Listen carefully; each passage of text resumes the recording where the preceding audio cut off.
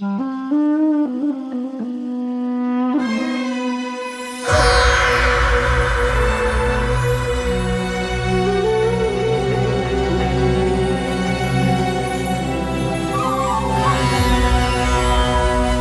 بالله من الشيطان الرجيم. بسم الله الرحمن الرحيم. الحمد لله رب العالمين بارئ الخلائق أجمعين، والصلاة والسلام على عبد الله ورسوله وحبيبه وصفيه وحافظ سره ومبلغ رسالات سيدنا ومولانا أبي القاسم محمد. اللهم صل على محمد وآل محمد وعلى آل بيته الطيبين الطاهرين المعصومين، لا سيما أبي القاسم حسن بن علي المجتبى صلوات الله وسلامه عليه، ولعنة الله على أعدائهم أجمعين من الآن إلى قيام يوم الدين. أما بعد،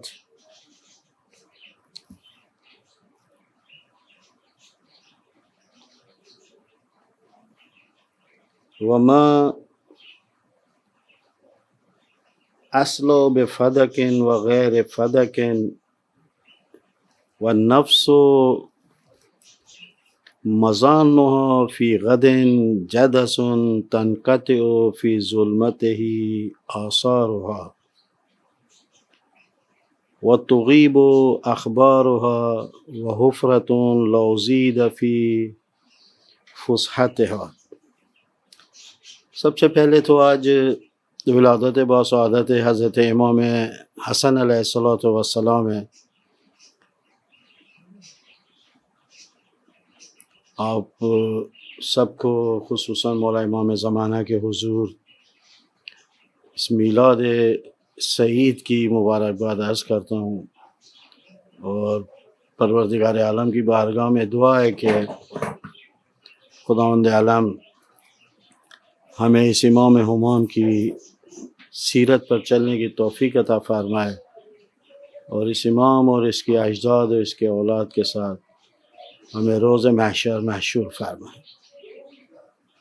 عثمان ابن حنیف کا یہ خط ہے جس کو ہم مختصر سی تفسیر کر رہے تھے.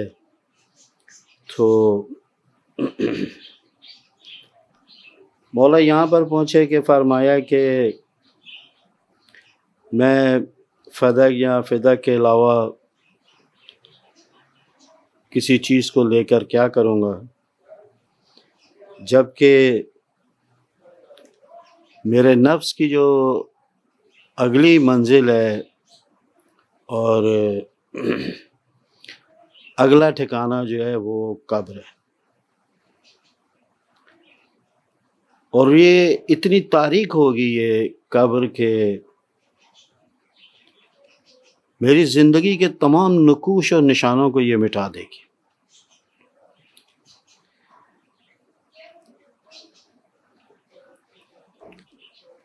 اپنے خصوصاً نوجوانوں کے لیے ایک بات کو عرض کرنا چاہتا ہوں، اور وہ یہ ہے کہ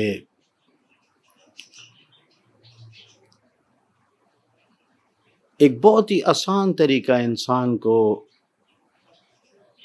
اپنی تربیت کرنے کا، اپنی تہذیب کرنے کا، اپنی تزکیہ کرنے کا ایک بہت ہی آسان طریقہ خود سازی کا یہ ہے کہ انسان اپنی قبر کو یاد رکھے.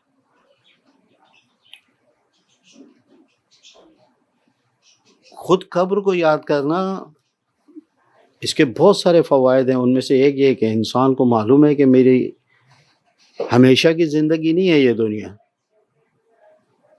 ادھر سے میں نے چلا جانا ہے. یہ تو کسی اور عظیم منزل کے لیے ایک پل کا کام کے انجام دے رہی ہے. اصل ٹھکانہ میرا دنیا نہیں ہے، اصل ٹھکانہ میرا کچھ اور ہے. دوسرا یہ کہ جو لوگ قبر کو یاد رکھتے ہیں وہ قبر کے سوالات کے جواب دینے کے لیے اپنے آپ کو تیار کرتے ہیں. قبر کی یاد کے دیگر فوائد میں سے ایک یہ ہے کہ انسان شریعت کے احکامات پر چلنے کے لیے اپنے آپ کو تیار کرتا ہے، واجبات پر عمل کرتا ہے، محرمات سے اپنے آپ کو دور رکھتا ہے، اپنے اندر اچھی اخلاق کو پیدا کرتا ہے، کیونکہ اس کو پتہ ہے۔ اور تیسری چیز یہ کہ چونکہ موت کا پتہ نہیں ہے، یہ معلوم نہیں ہے کہ ہم نے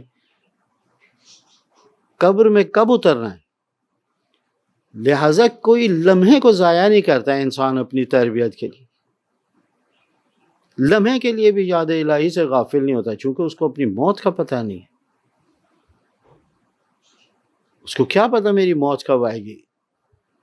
اور ایسے لوگ کے جو قبر کو یاد رکھتے ہیں، وہ لوگ اگر ان سے خدا ہی نہ خواستہ کوئی گناہ سرزد ہو جائے،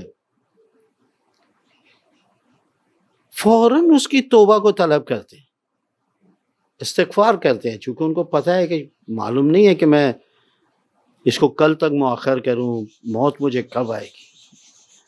فوراً توبہ کو طلب کرتا ہے، فوراً مغفرت کو طلب کرتا ہے، تاکہ پاک و صاف بارگاہ خدا میں جائے۔ اسی لیے ائمہ معصومین نے اپنے اقوال کے اندر کئی مقامات کے اوپر قبر کا تذکرہ کیا ہے۔ ان میں سے ایک بہت ہی خوبصورت انداز جو شعر کے انداز میں ہے، مولا امام علی نقی علیہ السلام کا ہے کہ جب متوکل کو جاسوسوں نے خبر دی کہ امام ہادی امام علی نقی علیہ السلام جو ہے وہ اپنے گھر میں اسلحے کو جمع کر رہے ہیں تاکہ تیرے خلاف قیام کریں، تیرے خلاف خروج کریں، وہ تیری حکومت کے لیے خطرہ بن رہے ہیں، اس نے ایک سپاہیوں کے گروہ کے ساتھ کہا کہ جاؤ جا کے گھر کی تلاشی لو۔ امام علیہ السلام کے گھر پر ان لوگوں نے چڑھائی کی، آئے،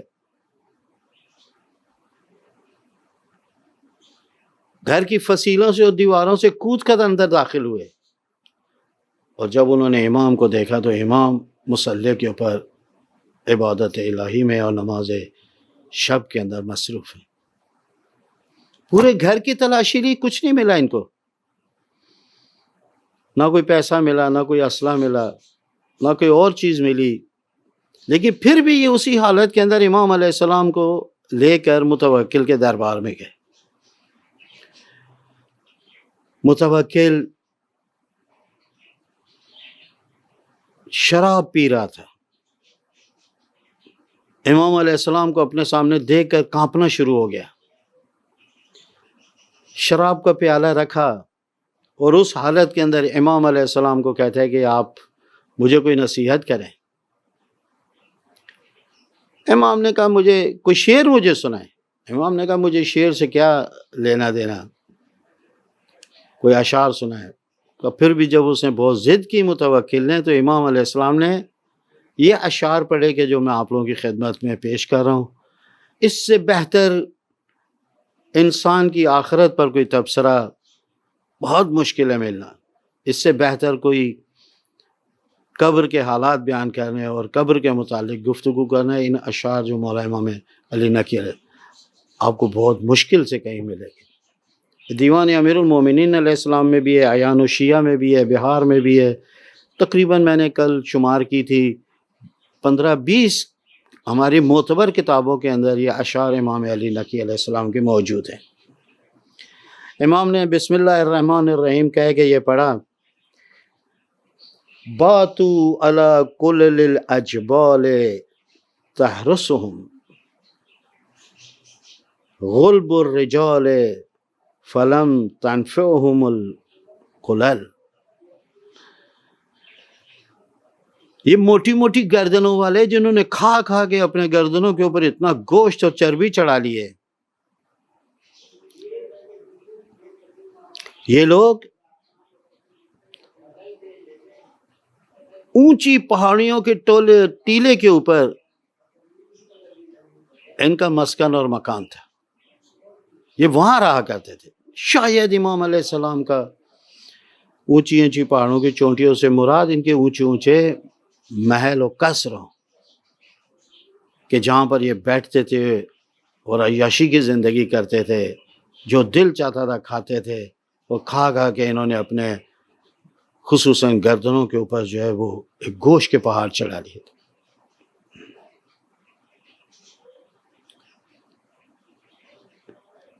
چوٹیوں پر شب بسر کرتے تھے، ان کی حفاظت کرتے رہے، ان چوٹیوں کی یعنی ان محلوں کی، یہ جو محل انہوں نے کھڑے کیے ان کی حفاظت کرتے رہے۔ بالکل آج دنیا کے اندر ہمارے پڑوس میں ایک شخص ہے، اس نے گھر خریدا ہے، آج 2 سال ہو گئے اس کو گھر لیے ہوئے، کوئی نہ کوئی کام اس میں کراتا ہی رہتا ہے۔ وہ یہ بیچارہ گھر کو کتنا سنبھال رہا ہے، جب کوئی اس کو پتہ نہیں ہے اس گھر سے میں کب جدا ہو جاؤں گا، کبھی یہ کام کبھی وہ کام، اور اس کے بعد اور بھی بڑے نقصانات ہیں۔ آخر پڑوسیوں کو تنگ کر رہا ہے تو، مشینیں چل رہی ہیں، آوازیں ہو رہی ہیں، ان کی نیند میں خلل ہے، ان کے آرام میں خلل ہے، یہ خود ایک اپنی جگہ گناہ ہے۔ ٹھیک ہے ایک مرتبہ کام کر ان کے پاس، لیکن یہ محل ان کو فائدہ نہ دے سکے، یہ چوٹیاں ان کو فائدہ نہیں دے سکی۔ دنیا میں اتنے امیر لوگ، اتنے بڑے بڑے لوگ مرے ہیں، آیا کسی کے گھر نے جو اتنے شاندار گھر بنائے ہیں کوئی کسی کی حفاظت کر سکا ہے آج تک؟ کوئی گھر کسی کی حفاظت کر سکا ہے آج تک؟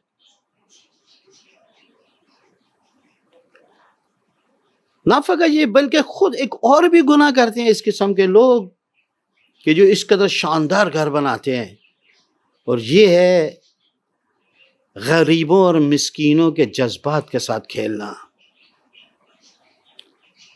جب غریبوں کے گھر کے سامنے آپ ایک شاندار محل کو کھڑا کریں گے، ان کے دل پر کیا گزرے گی؟ اسی لیے پیغمبر اکرم حضرت محمد مصطفیٰ صلی اللہ علیہ وآلہ وسلم کی چند روایات ہیں، فرمایا اپنے بچے کو یتیم کے سامنے پیار نہ کرو، یہ ادب کے خلاف ہے۔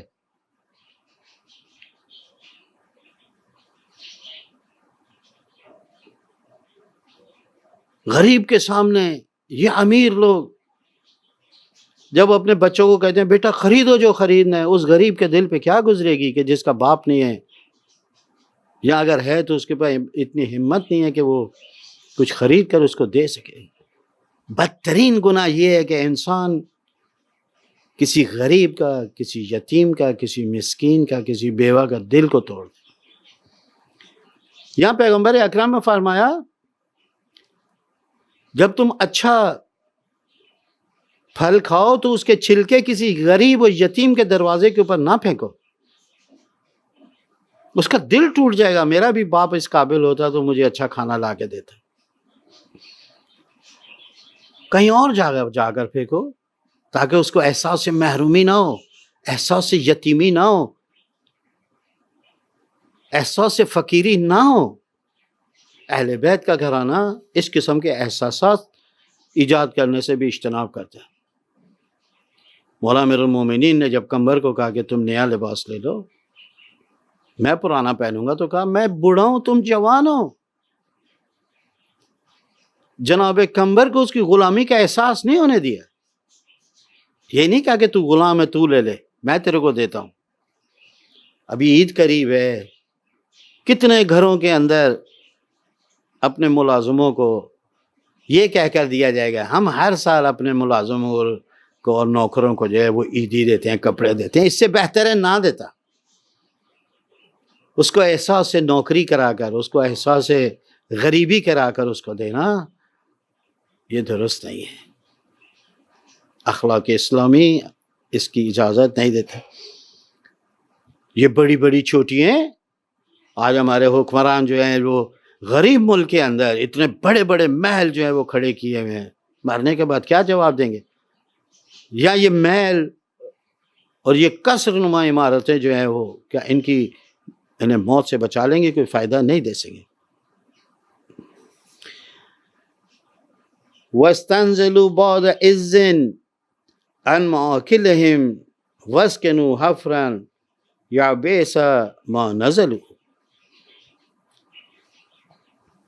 عزت کے بعد ان کو ان کی پناہ گاہوں سے اتار کر گھڑے میں رکھ دیا گیا، کس قدر یہ وزیر اعظم تھا، یہ وزیر اعلیٰ تھا، نام نہاد عزت و شرف ان کے پاس تھا، اس جگہ سے اتار کر ان کو گڑھے میں رکھ دیا. اور وہ کتنی بری جگہ ہے. بری اس لیے ہے کہ انہوں نے اس کے لیے کوئی کام نہیں کیا تھا. گڑھا یعنی قبر کے اندر رہتے، ورنہ قبر جیسی جنت اور بہشت کہاں ہو سکتی ہے اگر انسان کار خیر کو انجام دے. یہ جتنے لوگ بھی ہیں جو مرنے کے بعد پروردگار عالم ان کو اعلیٰ مقامات دے گا، وہ کہیں گے ہم تو دنیا میں زندگی فضول کر رہے تھے، ہمیں پتہ ہوتا مرنے کے بعد کی زندگی اتنی خوبصورت ہے، ہم پہلے ہی آ جاتے. عزتیں تھیں ان کی، آگے پیچھے ان کی گاڑیاں گھومتی تھیں، وی آئی پی ان کا آنا جانا تھا، پروٹوکول تھا، افراد ان کے پیچھے بھاگ رہے تھے. یہ عزت ہو، ایک گاڑی صاحب کی تو پیچھے 35 گاڑیاں جو اس کی حفاظت کے لیے چل رہی ہیں، ایمبولینس بھی چل رہی ہے، حفاظتی گارڈ بھی چل رہے ہیں. لیکن جب مرے عزت سے ان سے چھینی، اس گڑھے میں رکھ دیا. کتنی بری جگہ. اس کے بعد فرمایا ناداہم صارخ من بعد دفنہم این اصاور والتیجان والحلل. کیا خوبصورت. مولا امام علی نقی علیہ السلام فرماتے ہیں ان کے مرنے کے بعد ایک منادی نے ندا دی، ان کے طلائی دستبند کہاں ہیں؟ کس قدر خوبصورت کڑے پہنتے تھے سونے کے. ان کے تاج کدھر گئے؟ وہ تاج جو اتنے بڑے بڑے تاج ہیرو جواہرات کے پہن کر یہ تخت کے اوپر بیٹھا کرتے تھے اور دنیا ان کے سامنے گھٹنے ٹیک کر زمین پر بیٹھی ہوتی تھی. کدھر گئے یہ لوگ؟ ان کے زیور سب کہاں گئے؟ لباس بھی سونے کی تاروں سے ان کا سلا ہوا تھا، چاندی کی تاروں سے ان کا سلا ہوا تھا. یہ ان کے دستبند کہاں گئے؟ یہ ان کے تاج کہاں گئے؟ یہ ان کے زیور کہاں گئے؟ وہ سرخ چہرے، کھلے ہوئے چہرے جن کے سامنے پردے اور مچھردانیاں لٹکائی جاتی تھیں، وہ کیا ہوئے؟ سونے کا کیا اہتمام ہے؟ کتنے قسم کی ان کی پردے لگے ہوئے ہیں، جالی والا پردہ ہے، روشنی کا پردہ ہے، اندھیرے کا پردہ ہے. معمولی حشرات سے اپنے آپ کو بچانے کے لیے کیا انتظامات انہوں نے کیے. یہ سب کدھر گئے؟ فَأَفْصَى الْقَبْرُ عَنْهُمْ حِينَ سَأَلَهُمْ تِلْكَ الْوُجُوهُ عَلَيْهَا الدُّبُرُ يَقْتَنِطُ. جب ان سے سوال کیا گیا، جب ان سے پوچھا گیا تو پھر انہوں نے جواب دے دیا. تعجب کی بات ہے، جب ان سے پوچھا گیا تو انہوں نے جواب نہیں دیا. ان کی قبر نے ان کی طرف سے جواب دیا. اب قبر ان کے حالات کو بتا رہی ہے. میں بتاتی ہوں کہ یہ میرے اندر جو پڑا ہوا ہے اس کے ساتھ کیا گزر ہے. تو نیچے سے قبر نے جواب دیا، یہ لوگ جو اپنے بدن پر ایک مچھر نہیں بیٹھنے دیتے تھے، اپنے بدن پر ایک مکھی نہیں بیٹھنے دیتے تھے، طرح طرح کے شیمپوؤں سے اپنے چہرے کو دھوتے تھے، بالوں کو دھوتے تھے، کریمیں لگاتے تھے، صابن لگاتے تھے، عطر لگاتے تھے. اتنا کچھ کرنے کے بعد کہ آج ان کے چہروں پہ مجھ سے پوچھ، جب یہ میرے اندر آئے ہیں ان کے چہروں کے اوپر کیڑے چل رہے ہیں. آج ان کا بدن کیڑے کھا رہے ہیں. کل جب یہ دنیا میں تھا لوگوں کے حقوق کو کھاتا تھا، لوگوں کے مال کو کھاتا تھا، طرح طرح کی چیزیں کھاتا تھا، نہ حلال کو دیکھتا تھا نہ حرام کو دیکھتا تھا، طرح طرح کی چیزوں کو پیتا تھا. کل ان کا بدن مختلف اشیاء کو کھا رہا تھا، لیکن آج قبر میں ان کے بدن کو کیڑے کھا رہے ہیں. جو لوگ راہ خدا میں قدم نہیں اٹھائے، عبادت نہیں کرتے ہیں، اطاعت خدا میں، بالآخر ان کا انجام دے. زمانے تک انہوں نے کھایا پیا، مگر آج کھانے کے بعد ان کو کھا لیا گیا ہے۔ یہ اینڈ، یہ زمانے کو کھا رہے تھے۔ آج پاکستان کے 22 کروڑ افراد، جس کے اندر 80% لوگ غریب طبقہ ہے، جن امیروں نے ان کے حقوق کو کھایا، قبر جواب دے رہی ہے کہ یہ دنیا میں مالوں کو کھا کے آئے تھے، یتیم اور مساکین کے مال کو کھا کے آئے تھے۔ آج ان کو کھایا جا رہا ہے اور بدترین چیزیں ان کو کھا رہی ہیں۔ انہوں نے اپنے رہنے کے لیے بہت سے گھر بنائے، لیکن ان گھروں سے اور اپنے اہل و عیال سے منتقل ہو گئے۔ یہ گھر ان کو بچا نہیں سکیں گے، یہ ان کو بیوی اور بچے ان کو سنبھال نہیں سکیں گے۔ بالآخر یہ ہر چیز کو چھوڑ کر منتقل ہوں گے۔ مال و خزانہ اور ذخیرہ کیا تھا، اس کو دشمنوں پر تقسیم کر کے خود بچ کر گئے۔ ان اشعار کو امام نے متوکل کے سامنے پڑھا دیے ہیں۔ پروردگار سے ہماری دعا ہے، پروردگار عالم ہمیں قبر کو یاد رکھتے ہوئے اپنی تربیت کی توفیق عطا فرمائے، خصوصاً ماہ رمضان جو ماہ طہور بھی ہے، ماہ تزکیہ بھی ہے، ماہ خود سازی اور ماہ تربیت ہے۔ پروردگار ہم اس ماہ میں اپنی تربیت کرنے کی توفیق عطا فرما۔ وصلی اللہ علی محمد و آل محمد۔